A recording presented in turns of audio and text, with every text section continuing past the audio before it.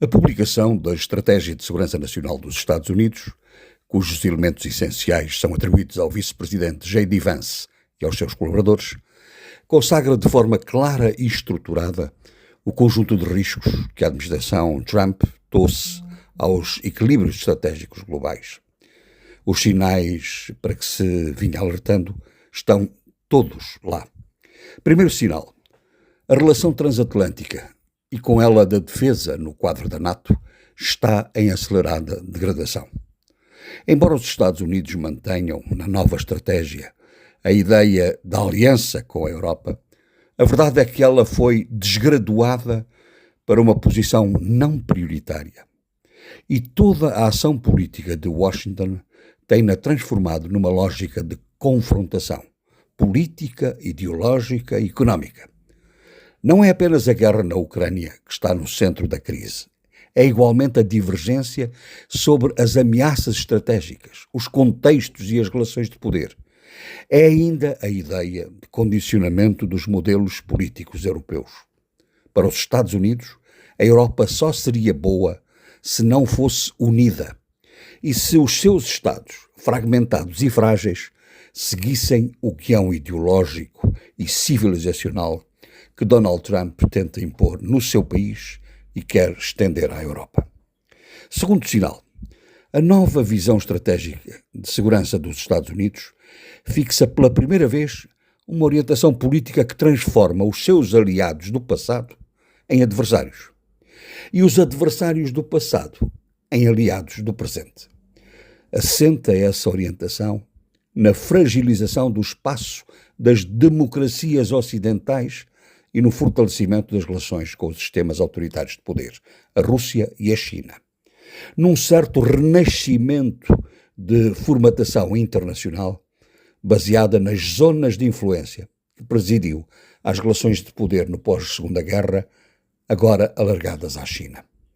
O posicionamento dos Estados Unidos de Trump funda-se no equilíbrio da força e do poder, a lógica que presidiu à Guerra Fria, e não no domínio da sistemática da razão política, da democracia, das liberdades e dos direitos humanos.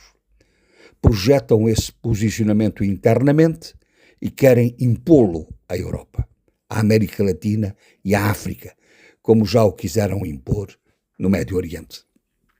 Terceiro sinal: a posição dos Estados Unidos confirma a tentação de interferência direta nos modelos políticos dos Estados da União Europeia, patrocinando partidos que se subordinam à sua arquitetura ideológica e de projeção de interesses. A União da Europa é vista pelos Estados Unidos como uma ameaça.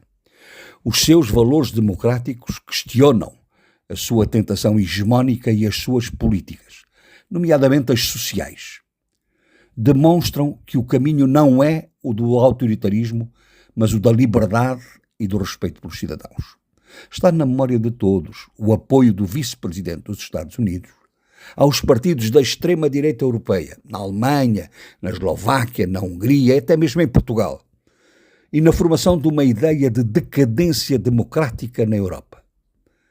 E em que é que os Estados Unidos sustentam essas tentativas de interferência?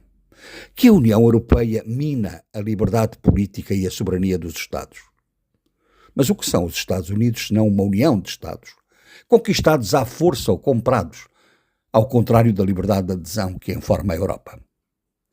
Que as políticas migratórias fazem perigar a Europa, que a Europa deve ser dos europeus, na lógica da América para os americanos e a América para os Estados Unidos.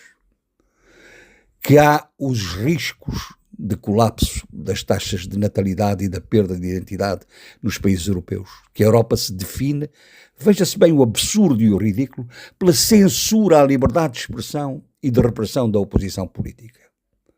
A administração Trump quer isto, e dizer isto é agredir a inteligência de qualquer pessoa e que esteja distraída do que ela faz aos seus opositores, aos Estados de maioria democrática, aos cidadãos afro-americanos e latinos, aos refugiados e a todos que um dia sonharam com os Estados Unidos. Sonhos que, sob a administração Trump, se têm transformado em pesadelos.